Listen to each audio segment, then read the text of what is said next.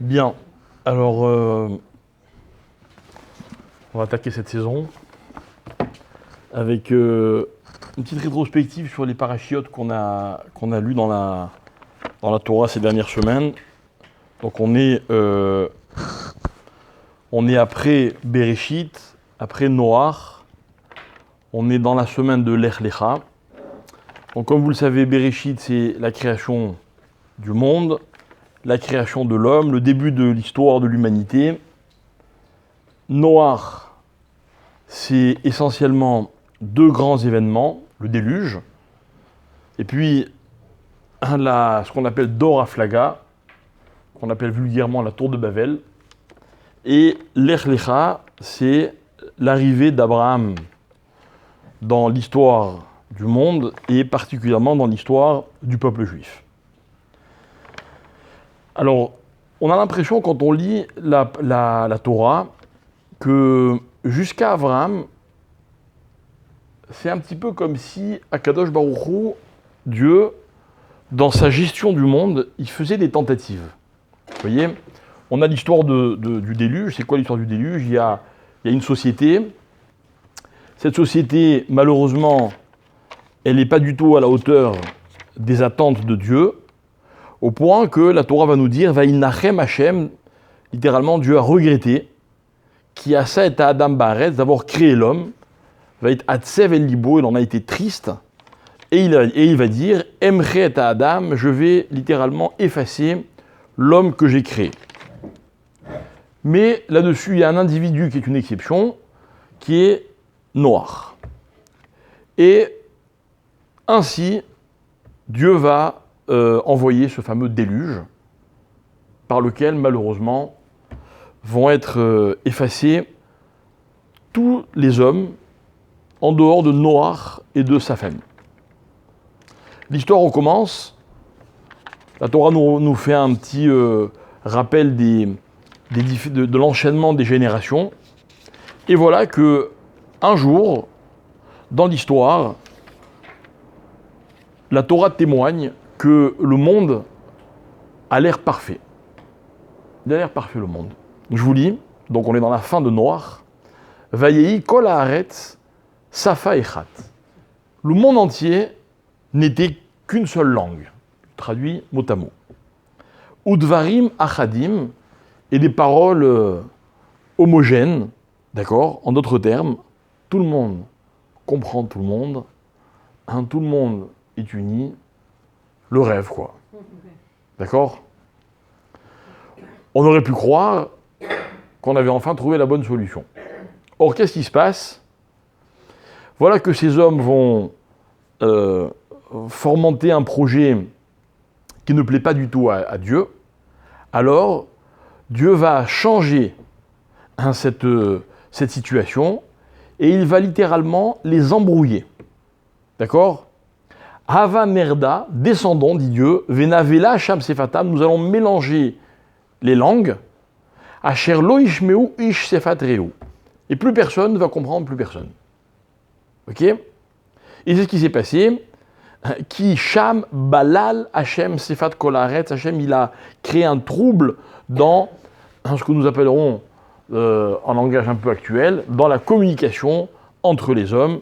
Et du coup, les hommes vont se séparer, ils vont s'éparpiller, et ils vont chacun aller vivre de leur côté. Donc encore une fois, il y a eu comme une espèce de tentative, et la société n'a pas fonctionné. Les deux fois, c'est Dieu qui est intervenu. On serait presque tenté de croire que Dieu essaye, ça ne marche pas, il change. Sauf que il est impossible de considérer que dans la démarche de Dieu, il puisse y avoir une intention, un échec, un changement d'avis. Dieu, il n'essaye pas. Et je ne sais pas si vous êtes au courant, mais vous le dites tous les jours dans la prière.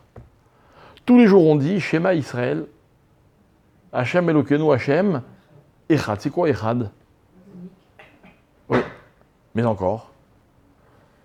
Quand on dit Echad, on dit beaucoup de choses. On ne dit pas seulement qu'il n'y a pas d'autres dieux. On dit notamment, dans ce qui nous concerne ce soir, on dit notamment que chez Dieu, il n'y a pas de double temps, vous voyez. Vous et moi, quand on a une idée, quand on a un projet, on réfléchit, on a une intention, ok, on étudie la question, et puis au bout d'un moment, il va y avoir un résultat. Souvent, le résultat n'a rien à voir, ou en tout cas est très différent, de notre intention première. Chez Dieu, ça n'existe pas. C'est quoi Echad? C'est aussi la simultanéité dans l'entreprise de Dieu. Pourquoi? Parce que quand un homme réfléchit, il va prendre en compte des éléments, il va aller à la recherche d'éléments, et en fonction de ce qu'il aura récolté comme élément, il va prendre une décision. Mais Dieu, les éléments, il les a tous. Chez Dieu, il n'y a pas de passé, présent ou futur. Chez Dieu, il n'y a donc pas de souvenir, il n'y a donc pas d'oubli. Il n'y a donc pas d'indisponibilité. Moi, j'avais l'intention de, et puis quelqu'un m'a dit « Ah oui, c'est vrai, j'avais oublié, donc je vais changer d'avis. » Chez Dieu, ça n'existe pas. Ce que Dieu fait, c'est également ce que Dieu pense, c'est également ce que Dieu dit, c'est Dieu, c'est Echad. Donc comment comprendre dans cette histoire de la société, donc de la configuration du monde et du rôle de l'homme dans ce monde, toutes ces tentatives qui vont échouer. Il y avait un autre exemple. Lorsque Dieu crée l'homme, qui est l'homme et qui est la femme? Hein? C'est un être unique. C'est un être qu'on appellerait de nos jours ambivalent.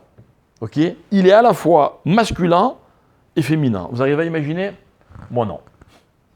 Okay? Rien à voir avec tout ce qu'on peut nous faire croire ou faire semblant de connaître. Un Dieu, l'homme, il est à la fois masculin, à la fois féminin. Et puis Dieu change d'avis. Il dit non, l'otov, c'est pas bien que l'homme soit seul. Donc, Dieu va séparer l'homme et la femme pour qu'ils soient deux êtres. Là aussi, c'est quoi? C'était une erreur? C'est une tentative loupée, encore une fois? D'accord? Voilà la question. Évidemment, la réponse est non, et on va essayer de l'expliquer. Tout d'abord, on va se rendre compte, pour prendre les deux événements de la paracha de Noach, quelque chose d'intéressant. Si on devait prendre une leçon, ok, regardez comment sont organisées les deux sociétés qui vont vers l'échec. Dans la première, je vous pose une question très simple. Est-ce que les hommes ont des droits? Est-ce que les hommes sont égaux? Alors je vous rappelle qu'on est dans une société ultra violente, de vol, de tromperie, de mensonges. Résultat, personne n'a de droit. Il y a une seule loi, c'est laquelle? Quand il n'y a pas de droit, la loi du plus fort. C'est ce qui se passe. Le plus fort a raison. Le plus fort impose sa loi. Que Dieu nous en préserve. Ok? Que Dieu nous en préserve. Il y avait un rave qui disait que tous les jours il faut remercier Dieu et il faut prier pour que la royauté du pays dans lequel on se trouve, pour que la royauté, le gouvernement, de nos jours on dira, fonctionne. Pourquoi? C'est parce qu'à la police que moi je peux me promener dans la rue. Parce qu'à la police que je sais que pas tout le monde ne fait n'importe quoi. Ils ont peur. Mais si on vivait dans une société dans laquelle le fort n'a pas peur, ce serait dramatique. C'est ce qui se passe. Dieu constate, il dit c'est pas possible. Donc une société sans droit et sans loi n'est pas viable. Quel est le deuxième schéma? La société de l'égalité. tout le monde parle le même langage. Ça veut dire on est tous au même niveau. On a parlé tout à l'heure, on a appelé ça l'unité. C'est quoi l'unité? Aujourd'hui, on adore l'expression, enfin, on adore la notion de l'égalité. Bien, tous les hommes étaient égaux. Résultat, hein? Ça peut fonctionner ou ça ne peut pas fonctionner? Ça ne peut pas fonctionner. Vous savez que dans la Torah, même si ce n'est pas très populaire de le dire, on est contre l'égalité. L'égalité, ça ne veut rien dire. Vous imaginez si les hommes et les femmes étaient égaux? Quoi? On est plus de femmes que d'hommes, par exemple. C'est parce qu'on n'est pas égaux. Enfin, moi, je compte quand même 4 hommes et 5 femmes, oui, pardon. Comment? On est 5 et 5. On est 5 et 5, exactement. Non, elle m'avait oublié, c'est pas grave, c'est pas grave. Donc la notion de communisme, ça n'a pas marché. Exactement. Bravo. Bravo. Mais le communisme, aujourd'hui, tout le monde est d'accord que ça ne fonctionne pas. Enfin, pratiquement tout le monde est d'accord. Mais l'égalité, tout le monde... Vous avez vu comment les gens militent pour l'égalité? Comment ils luttent pour l'égalité? Et nous, on est contre. On pourrait me brûler pour ce que je suis en train de dire. Mais je continue. Vous imaginez une société dans laquelle, par exemple, les parents et les enfants sont à égalité? Ben, c'est ça l'égalité. Vous savez, si on prône l'égalité dans un domaine, on finira par la revendiquer dans tous les domaines. C'est pas possible. C'est pas possible. Dans la Torah, la femme et l'homme n'ont jamais été égaux. Jamais. Les hommes entre eux non plus. Pardon? Les hommes entre eux. Bravo. Les hommes entre eux non plus. Exactement. Exactement. Moi, quand je vais chez le médecin, c'est lui qui parle et moi qui écoute. N'est-ce pas? Quand je vais dans un cours de Torah, c'est le rabbin qui parle et l'élève qui écoute. C'est normal. Quand on dit pas égal, ça ne veut pas dire qu'il y en a un qui est meilleur que l'autre. Mais au contraire, une société forte, c'est une société dans laquelle chacun a sa place. Chacun a sa place. Regardez, tous les parents du monde vous diront qu'ils puisent leur force de leurs enfants. Mais à une condition, c'est que les enfants soient des enfants. Et pour ça, il faut que les parents soient des parents. Et moi, j'ajouterais que tous les enfants puisent leur force de leurs parents. À condition que les parents soient des parents et les enfants soient des enfants. Mais imaginez une société où c'est pas comme ça. Où les enfants deviennent des parents. Où les parents deviennent des enfants. En d'autres termes, chacun fait ce qu'il veut. Si les parents et les enfants avaient les mêmes droits, donc les mêmes devoirs, parce que l'un va avec l'autre, ça ne pourrait pas fonctionner. C'est quoi un couple fort? Un couple solide, c'est quoi? C'est un couple dans lequel l'homme est un homme et la femme est une femme. Pour ça, pour définir l'un et l'autre, il faut des années. D'accord? Mais ils ne sont pas égaux. C'est pas possible. C'est pas possible. Je ne suis pas en train de décider qui doit plier les chaussettes et faire la cuisine. C'est pas ça le problème. Ça n'a jamais été ça le problème. Mais il faut que chacun ait sa place. Regardez, dans l'histoire de la tour de Babel, qu'est-ce qui se passe? Les hommes sont tous égaux. Quel est le seul qui n'est pas l'égal des hommes?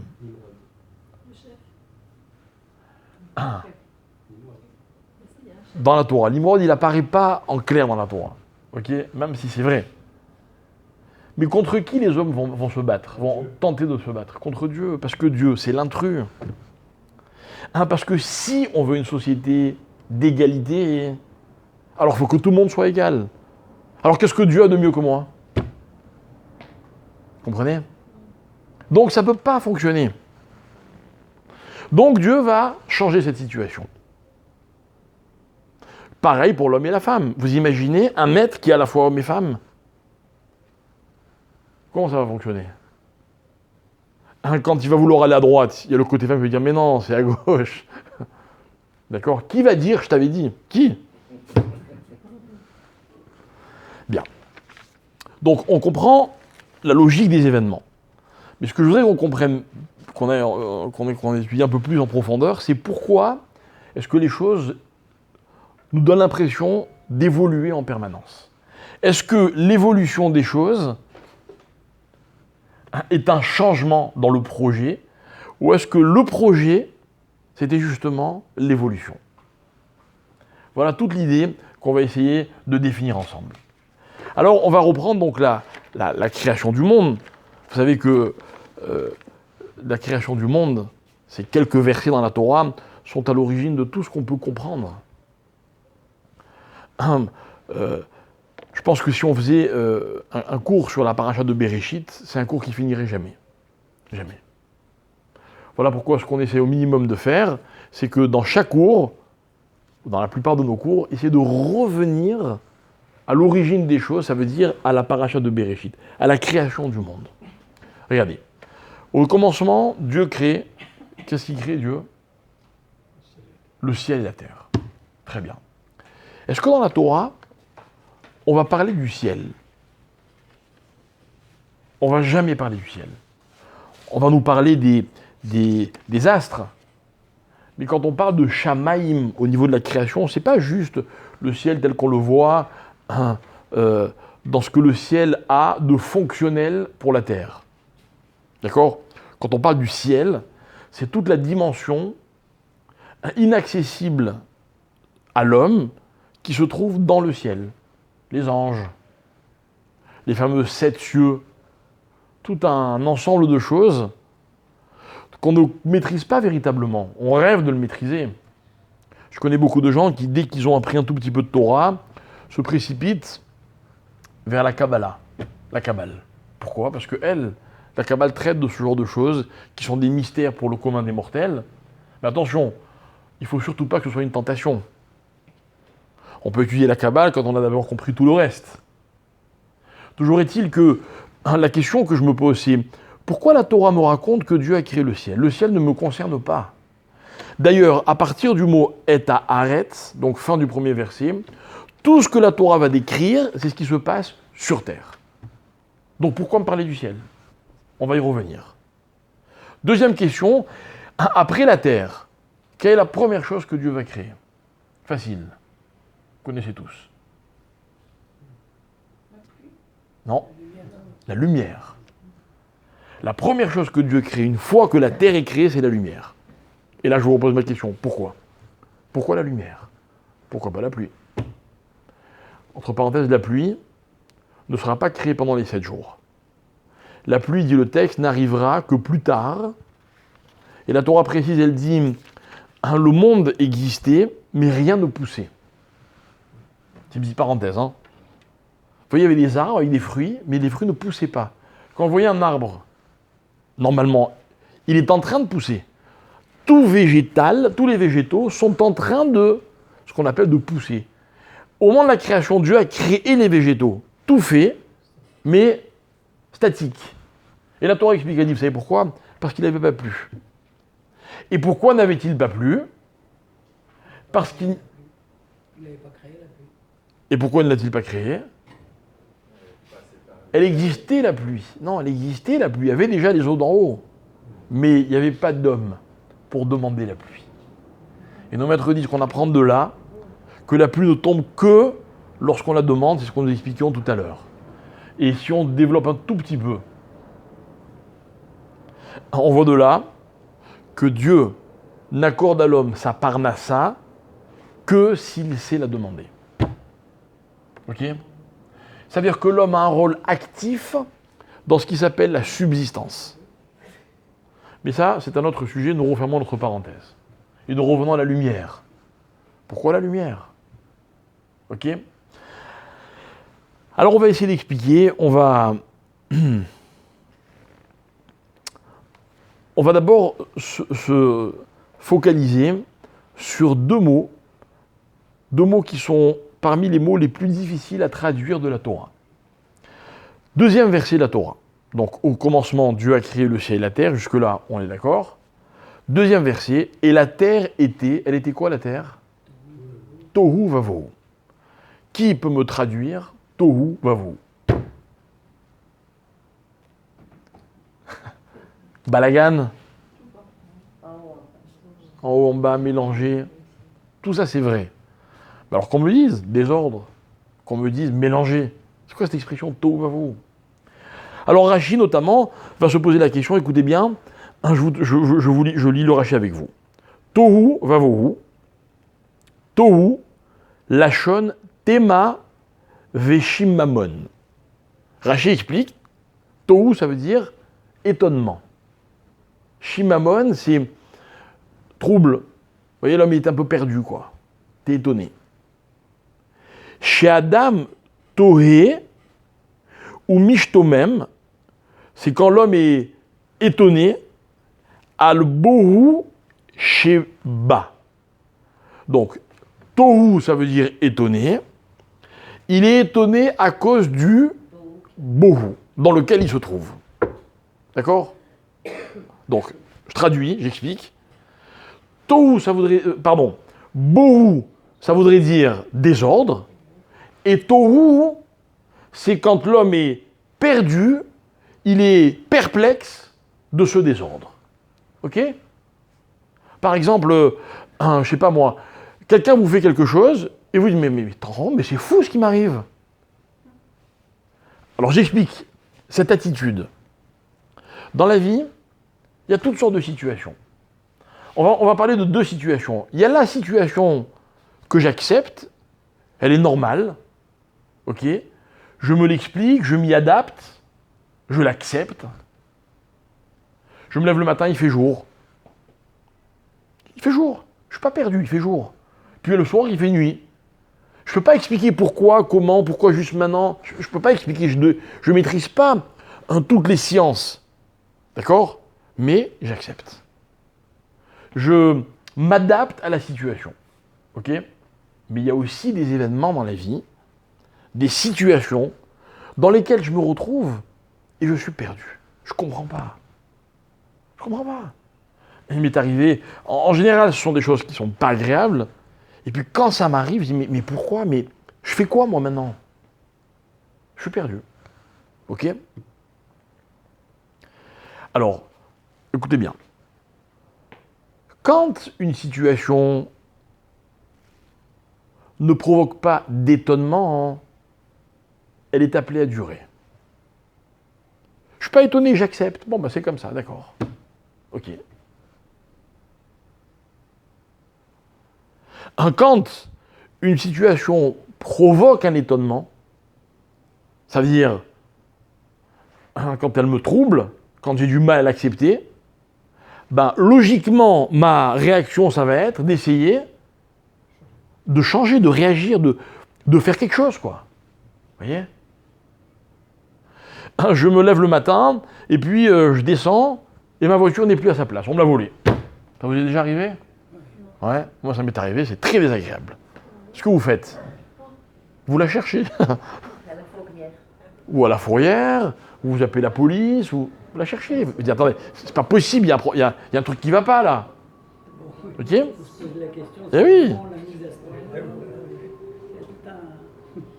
C'est perturbant. C'est perturbant, mais c'est-à-dire qu'on n'accepte pas la situation. On n'accepte pas. Vous appelez la police, vous l'avez retrouvé? Mais j'ai un Itoran, vous savez ce que c'est Itoran là? Localisation GPS, trouvez-la moi. Je n'accepte pas. Imaginez quelqu'un, un jour me tourne le dos, c'est plus mon ami, je suis choqué. Je lui dis, mais attends, viens, on arrange, c'est pas possible. D'accord? Alors, la terre, Ve'aretz Haïta, elle était dans une situation de quoi? De bohu qui entraîne tohu. Vous me suivez? Ok? D'ailleurs, regardez. De quelle façon la phrase est conjuguée? Ve'aretz Haïta. C'est quoi Haïta? Elle était. En d'autres termes, maintenant elle n'est plus. Au moment où j'ai dit cette phrase, c'est plus comme ça. Intéressant. C'est-à-dire qu'en fait, elle était dans un état qui ne pouvait pas durer. Ok, vous me suivez? Ah, attendez, doucement. C'est pour ça que c'est pareil si vous voulez, mais moi je vais aller un peu plus loin. C'est pour ça que va suivre tout ce que la Torah va nous raconter dorénavant. Écoutez bien, mes chers amis, c'est très intéressant. Dans cette petite phrase, 4 mots, Ve'aretz, Haïta, Tohu, Vavohu. La terre, c'est le sujet de la phrase. Haïta, c'est le verbe à l'imparfait. Tohu, Vavohu, c'est la situation, mais qu'on n'accepte pas. D'accord? En d'autres termes, on est en train de me raconter que dans les gènes de ce qui s'appelle Haaretz, il y a le changement. Et qui dit changement, on va prendre un mot un peu plus élaboré, qui dit changement dit évolution. Alors, on vient d'apprendre, avant toute chose, on vient d'apprendre quoi? Que lorsque la Terre est créée, elle n'est pas créée pour rester ce qu'elle est, donc dans un état d'immobilisme. Non, elle est créée pour évoluer. Ve'aretz haïta tohu vavohu. Elle était bohu, donc elle entraînait tohu. Et donc les hommes, quand ils vont se lever tous les matins, ils vont voir le monde et vont dire, attends, qu'est-ce que je peux changer là? Comment ça va évoluer? Comment ça va évoluer? Bon, il y a une phrase que j'adore, elle m'énerve, mais je l'adore. Que les Israéliens aiment encore plus que moi, Yetov. Yetov.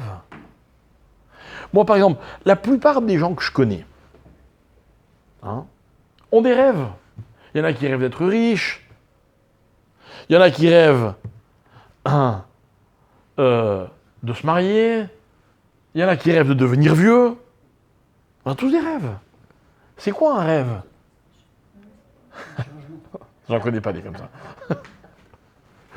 C'est quoi ces rêves? C'est une projection vers une évolution. Voilà. Là, dans une situation dans laquelle je suis, j'aimerais que ceci et cela changent. J'en rêve. J'en rêve. Toute personne qui a eu des enfants, ok, c'est quoi avoir des enfants? Dès qu'ils arrivent, on est content. Ça dure pas longtemps, hein. Ça dure très peu de temps, parce que dès qu'on arrive, on attend avec impatience qu'ils grandissent un peu, parce que les premières semaines, les premiers mois, ils sont tellement fragiles, on est tellement inquiets, c'est un stress terrible. Ils pleurent, on ne sait pas très bien pourquoi, ils nous réveillent la nuit, d'accord? Puis au fur et à mesure, ils grandissent. Puis on est content, puis après on les voit se mettre à parler, à bouger, etc. Magnifique. Mais tout de suite, qu'est-ce qu'ils font? Des bêtises. Donc on se dit, voilà, vivement qu'ils soient grands, et qu'ils comprennent, et puis ça s'arrête jamais. Non, mais ça marche. Mais entre-temps, il y a d'autres choses qui arrivent. D'accord? Moi, je me rappelle quand j'étais un tout jeune papa, et que je voyais mon enfant, je me disais, je ne peux pas lui expliquer là ce qu'il fait. Je ne peux pas lui expliquer que c'est mal. Mais quand il sera grand, je lui expliquerai. Ok? Il est devenu grand. Et j'espère toujours lui expliquer un jour. D'accord? Enfin, en tout cas, qu'il comprenne. Et c'est ça l'évolution. C'est qu'en fait, le monde, il est créé pour évoluer. D'accord? Bien. Ça, c'est l'énoncé. Maintenant, comment ça se passe concrètement? Concrètement, comment ça se passe? Alors là, vous allez bien me suivre, parce que jusque-là, c'était très simple. Maintenant, on va un petit peu donner de la substance. Ok? Alors, je reprends. Au commencement, Dieu crée le ciel et la terre. Pour le ciel, on y reviendra, je n'ai pas oublié. Il a créé la terre. Tout de suite, la Torah me dit, mais attention, la terre, elle va évoluer. Elle va évoluer. Ok? Bien. Mais la terre va rester terre? Oui, elle va rester terre. Ça ne va jamais changer. Donc, en fait, écoutez bien. On est en train de me dire qu'il y a un élément qui s'appelle la terre, mais que cette terre va être le support d'une évolution. Ok? La terre, on va lui donner un autre nom. Un nom, un terme qu'on va pouvoir développer plus tard, mais qui à l'origine vient de ce qui s'appelle la terre. Le nom que je vais donner à la terre, c'est la matière. Ok? Lorsque Dieu me dit au commencement, Dieu a créé le ciel, la Torah me dit au commencement, Dieu a créé le ciel et la terre, c'est quoi la terre? La terre, c'est une matière. Or, par définition, une matière n'a de valeur que si j'en fais quelque chose. La matière en tant que matière, ça vaut rien. Ok? Donc moi maintenant, je vais me casser la tête pour essayer de savoir qu'est-ce que je peux faire ou qu'est-ce que je dois faire de la matière. La matière, ça ne suffit pas. La matière, c'est la première étape, parce que sans matière, il n'y a pas de projet. Mais la matière sans projet, ça ne vaut rien non plus. D'accord? Donc, comment on dit la matière en hébreu? En hébreu, la matière se dit chomer. D'accord? Chomer, c'est la matière. Quand vous voulez faire des travaux chez vous, le Kablan y vient, il vous fait un devis, et il vous dit voilà, alors, tous les chomarim, ça vaut tant, mon travail vaut tant. Ok? Les chomarim, c'est les matériaux. Sans matériaux, il ne peut rien faire. Mais si vous déposez des matériaux, vous non plus ne pouvez rien en faire. Ok? Bien. Donc, la terre, c'est le chomer, la matière. Avec la matière, on peut faire des choses extraordinaires. Ce qu'on peut faire avec la matière va s'appeler en hébreu la tsura. C'est ce que c'est une tsura? Une forme. Imaginons un artiste qui fait un... Hein? Le quoi? Non, non, j'ai pensé au verbe. J'apprends les mots. Au verre? Au verbe, au verbe. Ah, au verbe. J'ai pas- Les tsayer tsura, bravo, très bien, exactement. Par exemple, imaginons un artiste qui fait un bijou, ok, ben, il a récupéré une matière, vous la donnez cette matière à quelqu'un qui ne sait rien en faire, ça reste de la matière, mais lui il en fait une tsura qui est jolie, une forme. Ok. Et en fait, ce qui est extraordinaire, c'est que le génie de l'homme se trouve dans sa tsura, dans la capacité qu'il a de donner aux choses une forme. Je peux vous donner des exemples à l'infini. Parce que dans notre vie, tout est tsura. Pêle-mêle. La parole, c'est quoi? La parole, ce sont des mots. Les mots sont la matière. Ok? Être capable de s'exprimer, c'est donner une tsura, une apparence, une forme aux mots que vous et moi, on possède. Vous et moi, on a les mêmes mots, mais on va dire des choses différentes. On va dire les mêmes mots, mais différemment, avec une tsura différente. Une tsura, ça va être une intonation, une ponctuation, ok, une circonstance. Il ne faut pas dire tout n'importe quand. Tout ça, c'est la tsura. Ok? Je vais donner un autre exemple de tsura. Voilà, on va faire un petit sondage rapide. Je vous dis une planche et 4 pieds. Qu'est-ce que vous me dites? Table. Donnez-moi des exemples. Il y a pas... Tabouret, pupitre, chaise. C'est tout? Un lit. Ok? Donc, on est toujours sur une planche et 4 pieds. Mais on a une personne qui a faim, une personne qui a sommeil, une personne qui veut s'asseoir. Chacun va donner sa tsura. N'est-ce pas? Moi, maintenant, je pense, si justement aller dormir, une planche et 4 pieds, ouais, le rêve, c'est un lit. L'autre, non, mais il voulait manger. Une planche et 4 pieds, magnifique, c'est une table. Ok? Parce que moi, je suis créateur de tsura. Et en fonction des circonstances, en fonction de ma situation, de ce que je suis en train de vivre, bah, la tsura va être différente. Ok? Par exemple, vous croisez une personne, moi j'avais un grand-père à la Vache à l'Homme, il me disait toujours, quand j'étais jeune, il me disait attention, hein, quand tu vas te marier, épouse une belle femme.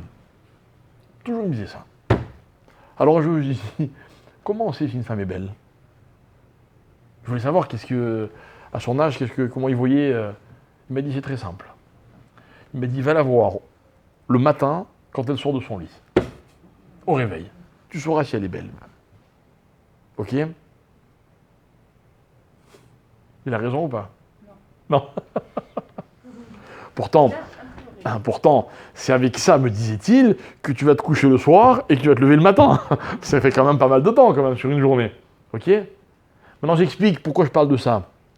Parce que quand quelqu'un se réveille le matin et qu'il va se réfugier devant son miroir, ou plutôt pas se réfugier, mais s'atteler devant son miroir, et qu'il va essayer de s'arranger, il arrange quoi? Ça reste le même. Le chomer reste le même. Ok? Écoutez bien, mais la tsura est très importante. Très importante. Vous comprenez? Imaginez que vous arrivez à un cours de Torah, et puis le Rav qui vous reçoit pour son cours,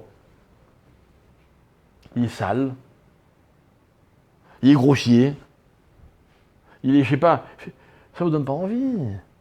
On va lui dire à ce Rav, c'est pas moi qui le dis, c'est le Shulchan Aruch, attention, t'as pas droit de venir avec des habits sales. Parce que c'est quoi l'image que tu donnes de la Torah? Mais la Torah, c'est pas une image, c'est une vérité. Non, non, non. Même dans une vérité, il faut qu'il y ait une image. Il faut qu'il y ait une tsura.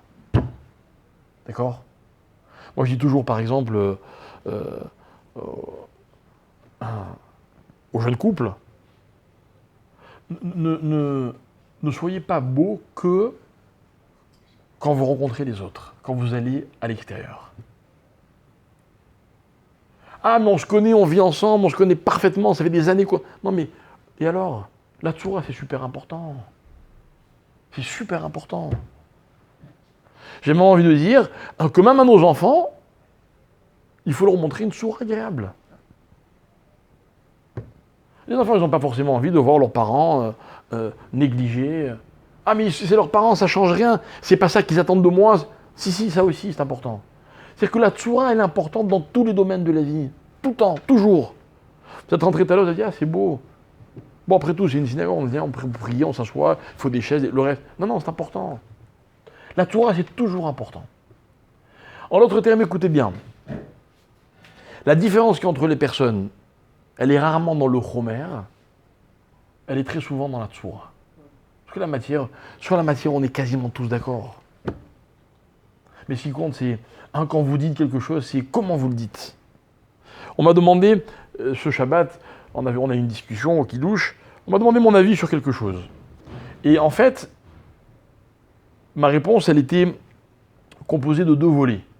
Je voulais expliquer ce que personnellement j'en pense et ce qu'en dit la halacha. D'accord? Et je me suis rendu compte que quand j'ai donné la halacha, les gens n'étaient pas d'accord. Ça parlait de l'honnêteté, etc., l'argent mal gagné, ok? Les gens m'ont dit, mais comment la halacha peut-elle permettre une chose pareille, etc. Puis après, j'ai donné mon avis personnel. Mais je me suis rendu compte que j'avais commis une erreur. J'aurais dû commencer par mon avis, qui est le même que la plupart des gens, puis après dire, mais la halacha... Puis après, il y a un débat sur la halacha. Mais quand vous commencez en disant, mais la halacha, elle permet ceci, elle permet cela, les gens ne comprennent pas. Mais c'est rien, c'est juste dans la forme. C'est juste la forme des choses. Mais la forme, c'est super important.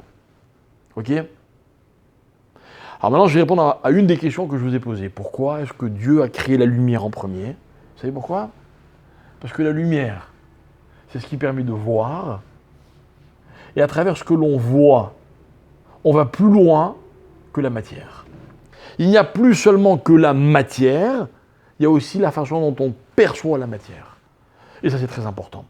Ce qui veut dire qu'en fait, lorsque Dieu crée la lumière, c'est pas seulement qu'il permet à l'homme de voir, c'est qu'il donne à l'homme la capacité de montrer, de présenter les choses. Présenter les choses. Et présenter les choses, ça change tout. Et en fait, ce que je veux qu'on comprenne, c'est que tout au long de la création du monde, on va se rendre compte d'une évolution. L'évolution de quoi? De la matière. Pourquoi? Parce que aujourd'hui, les choses prennent telle forme, et puis la Torah me dit fin du premier jour, elle précise.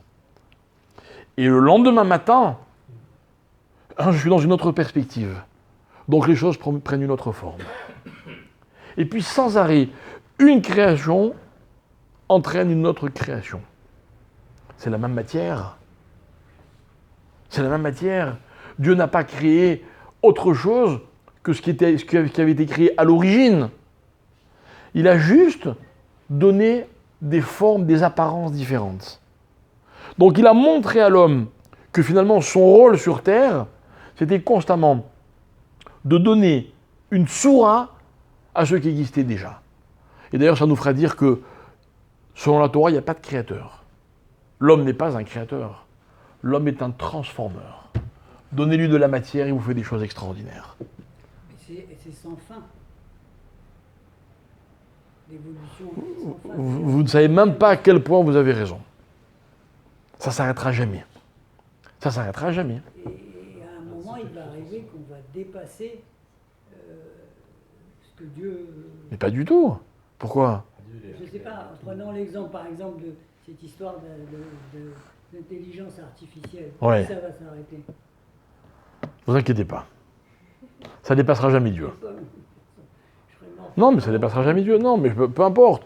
Peu importe qui sera là pour l'observer. Ça dépassera jamais Dieu. Regardez, lorsque les sociétés sont allées trop loin, c'est-à-dire dans l'extrême, elles n'ont pas tenu le coup. C'est ça l'histoire de Noé. On va y arriver, on va y revenir dans un instant. Ok ? Mais d'abord, revenons. Revenons à nos 7 jours de la création. Ok ? Donc, de la terre et de la lumière vont apparaître des eaux qui vont être séparées. C'est quoi la séparation ? C'est quoi la séparation ? La séparation, écoutez bien. Pour répondre à cette question, je reviens à la lumière. À quoi sert la lumière ? Alors, je ne vous demande pas à quoi sert la lumière dans sa grande idée. Mais par exemple, imaginons quelqu'un qui vit seul. D'accord ? C'est-à-dire qu'il sort de chez lui, tel qu'il laisse sa maison, il sait qu'il va la retrouver. D'accord ? Pourquoi ça sera dans la vie, il y a des phases. Ok ? Même celui qui vit seul, quand il rentre chez lui le soir et qu'il fait nuit, quelle est la première chose qu'il fait ? Et moi je vous demande pourquoi. Pourquoi ? Pour voir quoi ?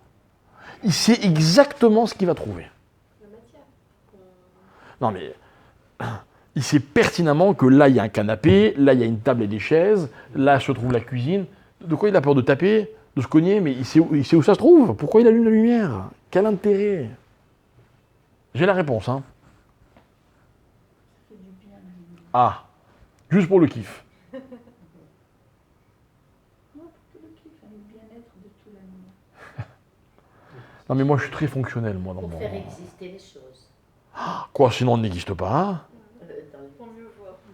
Vous savez quelle différence y a-t-il entre la lumière et l'obscurité ? Encore une fois, au niveau fonctionnel, hein. Vous savez quelle est la différence ? La différence, c'est le contour des choses. Quand j'allume la lumière, grâce à la lumière, je sais exactement où commencent les choses et où elles s'arrêtent. Je sais qu'elles existent. Je sais que là, il y a une table et là, il y a un fauteuil. Je le sais. La lumière ne me l'a pas appris. C'était là ce matin, il n'y a pas de raison que je ne sois plus là. Mais je sais exactement où ça commence et où ça s'arrête. Je connais la frontière des choses. Une personne éclairée, on empruntera ce terme, est une personne qui sait pertinemment, avec précision, la différence qu'il y a entre l'amitié, donc la proximité, et le respect et la distance. Qui sait exactement la différence qu'il y a entre une parole amicale et puis une parole blessante, parce que des fois ça se joue à une virgule près. N'est-ce pas ?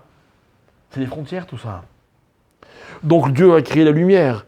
Qu'est-ce que Dieu va créer juste après la lumière, le lendemain ? Il va séparer les eaux d'en haut et les eaux d'en bas. Magnifique. Vous comprenez ? On est dans la définition des choses. Et puis ça continue, je peux continuer jusqu'à la fin. Mais on va pas faire les 7 jours tout de suite. On va juste atterrir à la fin des 7 jours, à la création de l'homme. Quelle différence y a-t-il entre un être qui est à la fois homme et femme, et 2 êtres qui sont un homme, pour l'un homme et l'autre femme ? C'est quoi la différence ? C'est vrai, mais encore, la différence est la frontière. C'est-à-dire que si j'étais homme et femme, il me serait impossible, peut-être parce que comme tu dis, je ne l'ai pas en face de moi, d'établir la véritable frontière qu'il y a entre un homme et une femme. Ok ?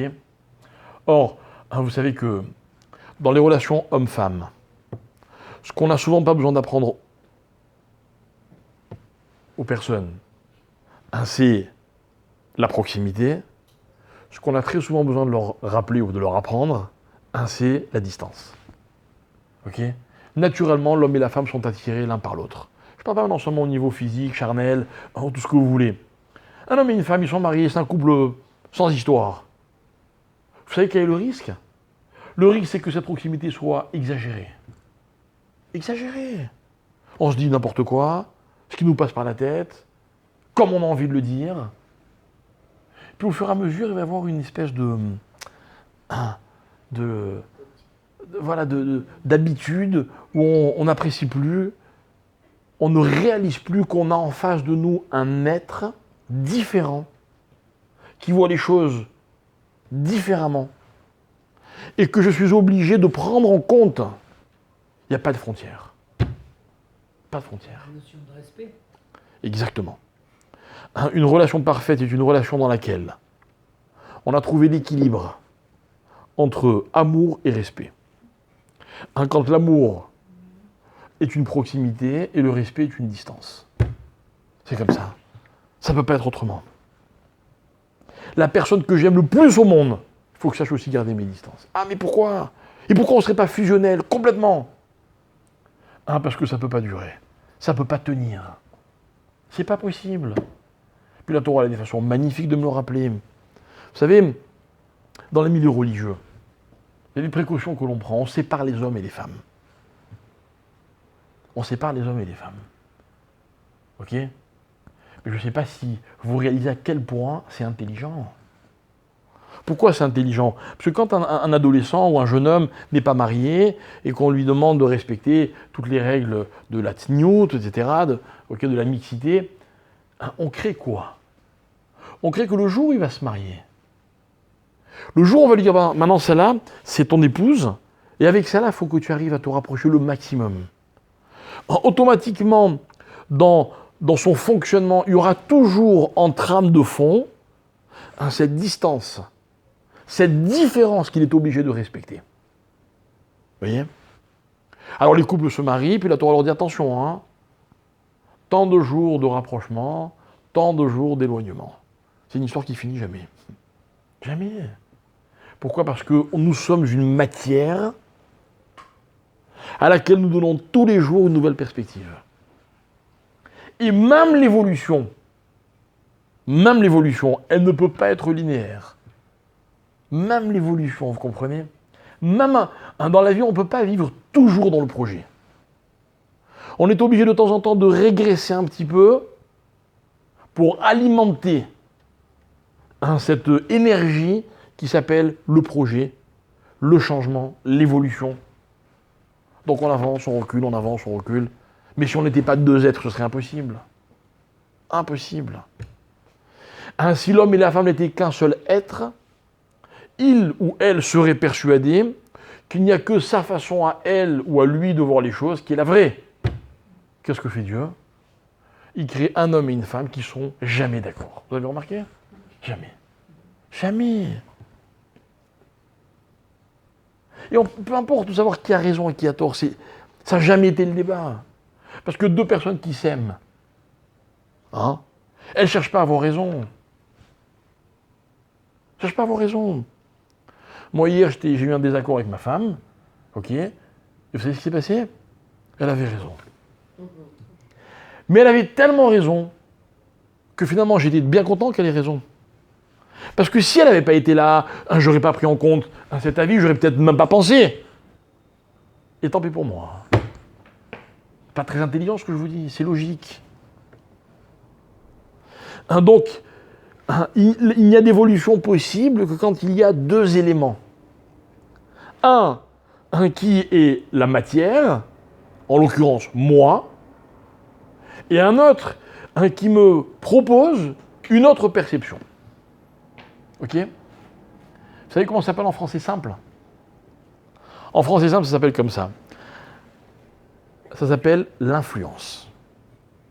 C'est quoi l'influence? L'influence, c'est une loi que Dieu a imposée au monde en même temps que l'apparition de la matière et de la tsura.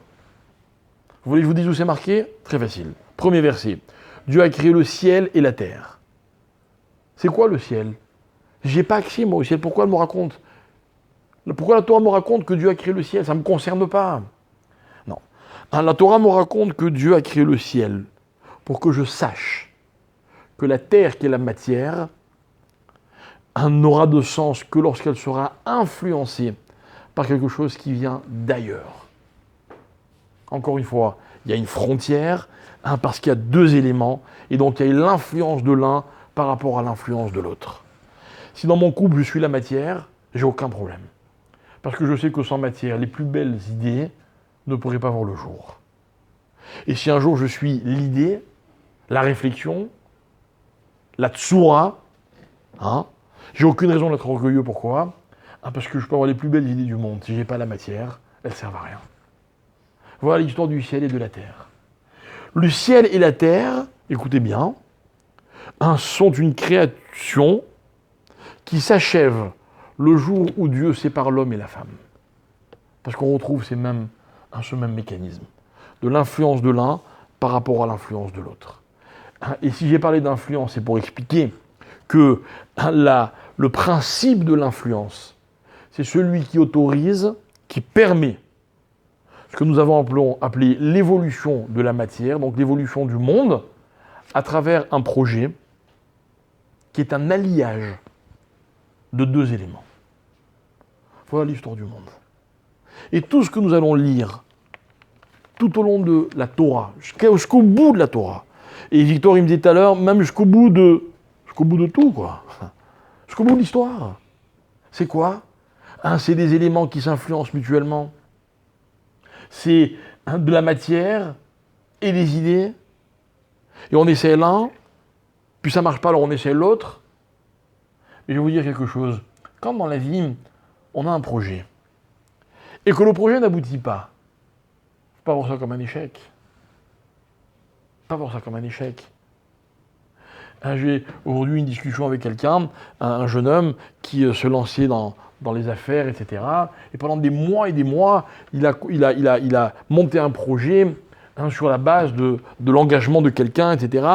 Quand son projet était censé aboutir, l'autre personne qui s'était engagée à fournir la matière lui a dit non mais finalement je me retire. Et tout son travail, qui a duré des mois, est parti en fumée. Et il est obligé d'annoncer à sa femme, à ses parents, à ses amis. Il me dit, tu te rends compte? Quel échec. Je lui dis, c'est vrai. Mais tu sais, on n'acquiert pas d'expérience dans la vie sans projet, qu'il aboutisse ou qu'il n'aboutisse pas. Donc il n'y a jamais d'échec dans la vie. Jamais d'échec. Évidemment, à condition que mon projet soit la volonté de faire évoluer ou d'évoluer moi-même. Donc de créer quelque chose. De donner une sourate à la matière. On ne se trompe jamais. Pourquoi? Parce que, à l'époque du déluge, la société était ce qu'elle était, et puis quelques générations après, la société est exactement à l'inverse. Et puis quelques générations après, elle est ni là ni là, elle est au milieu. Elle est au milieu. Et puis apparaît un homme qui s'appelle Abraham. C'est qui Abraham?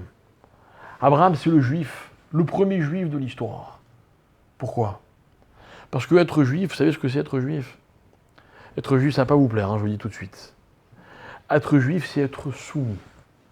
Pardon, accepter d'être soumis. Parce que être soumis, c'est pas la peine d'être juif pour être soumis. Tous les hommes sont soumis. On est tous soumis à quelque chose. Tous. Tous. Il y a des gens qui voulaient peut-être venir ce soir, puis les pauvres, il a plu, donc ils ont dit ah non, je ne peux pas mouiller. Vous voyez? Ils sont soumis à la météo. Il y en a d'autres qui sont venus, leur voiture n'a pas démarré. D'autres qui ne voulaient pas venir, parce que les pauvres, ils étaient conditionnés par un match de foot ou un autre programme, ou je ne sais pas quoi. On est tous soumis à quelque chose. Regardez Abraham, on raconte le Midrash. On ne sait pas très bien si c'est à l'âge de 3 ans, de 40 ans ou de 70 ans, peu importe. Le Midrash raconte qu'un jour, il passe devant une maison. Très belle maison. En plein milieu de la forêt. Et il se rend compte que la maison est illuminée. Alors il rentre, il se dit, il doit y avoir du monde. Et puis il voit en effet des lumières allumées, mais il n'y a personne. Il n'y a personne.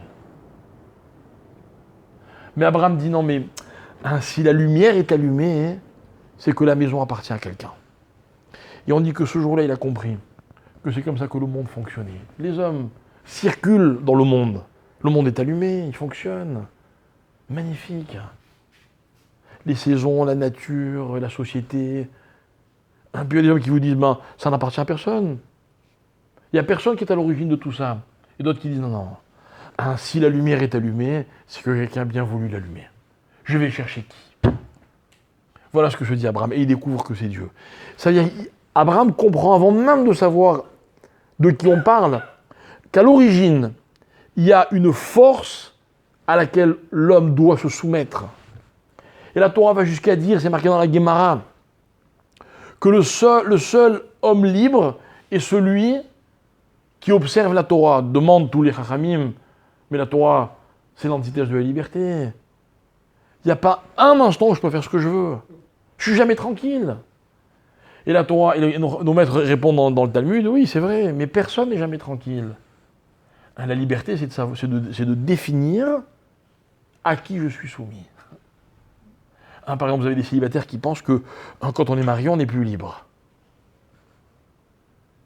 Ok ? Alors je réponds, vous savez ce que c'est que l'amour ? L'amour, c'est aimer tellement une personne qu'on accepte d'être soumis à elle. Et si vous ne me croyez pas pour le mariage, croyez-moi au moins pour les enfants. Parce que c'est peut-être vrai que le conjoint nous prive de quelques libertés, mais les enfants, je ne vous dis pas. Et pourtant, on les adore. Et moins on est libre, et plus on les aime. Les parents qui aiment le moins leurs enfants, si ça existe, sont des parents qui cherchent à s'en débarrasser. Qui cherchent à ce que les tâches qu'ils sont censés assumer soient assumées par d'autres. Si vous voyez ce que je veux dire. C'est pas ça aimer ses enfants.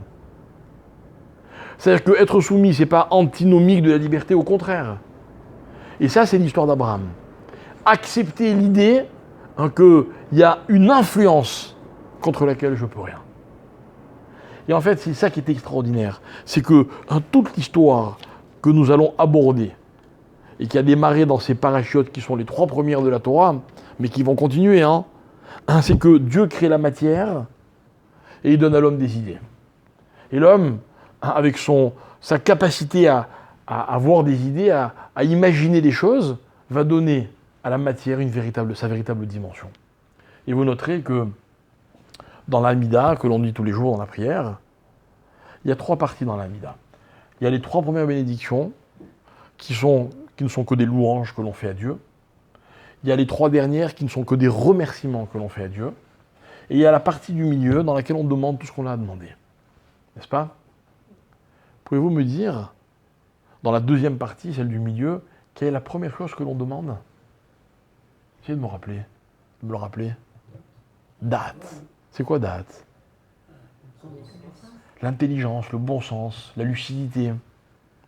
Ok ? Vous savez pourquoi ? Parce que sans intelligence, l'homme serait incapable d'élever la matière. La matière resterait matière, l'homme serait matière, et le monde ne changerait jamais. Il n'évoluerait pas.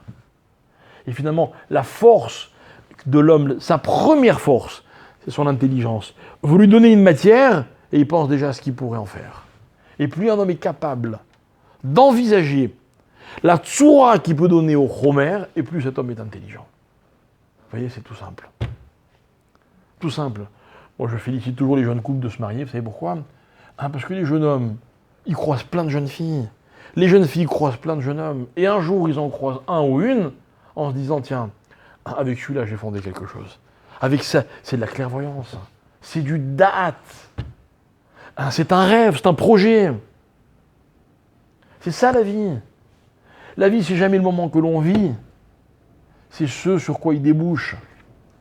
Quelles sont les ouvertures qui me permettent d'envisager ? Comme je vous dis toujours, quand je donne un cours, mon objectif, c'est jamais de vous faire passer un bon moment. Ça sert à rien. Mon objectif, c'est qu'après ce cours, l'enseignement commence. Vous dites, j'ai appris que, donc... Vous voyez ? Un bon commercial, c'est celui qui vous fait apparaître l'étape d'après. C'est un bon commercial. Vous voyez l'objet c'est la matière. Vous dites, non mais avec cet objet, voilà ce que vous pouvez faire. Ah oui, alors j'ai envie d'acheter. D'accord ? Voilà ce que c'est Shamaim Eretz. Voilà ce que c'est Aretz Aïta Tovavu. Elle n'était qu'une matière, mais l'homme n'est pas satisfait de cette matière. Donc la terre, dans sa création, est un passé duquel je m'éloigne en permanence. Et puis, il va y avoir des évolutions. Et ce qui est extraordinaire, et c'est ce qu'on va laisser comme réflexion, c'est qu'en fait, chaque étape d'un projet, elle renvoie l'étape précédente au niveau de la matière. J'explique et je termine avec ça. Ok ? J'ai de la matière, une idée, et puis je me dirige vers quelque chose. Par exemple, j'ai du papier, et puis je me dis, tiens, je vais en faire un livre. Magnifique. Ce n'est plus que du papier, c'était déjà un livre. Bon, il n'est pas encore écrit, mais c'est déjà un livre. Magnifique. Vous comprenez, j'ai élevé cette feuille blanche tellement plus haut que ce qu'elle était. Et puis, le lendemain, je me dis, attends, je ne vais pas faire un livre, juste un livre.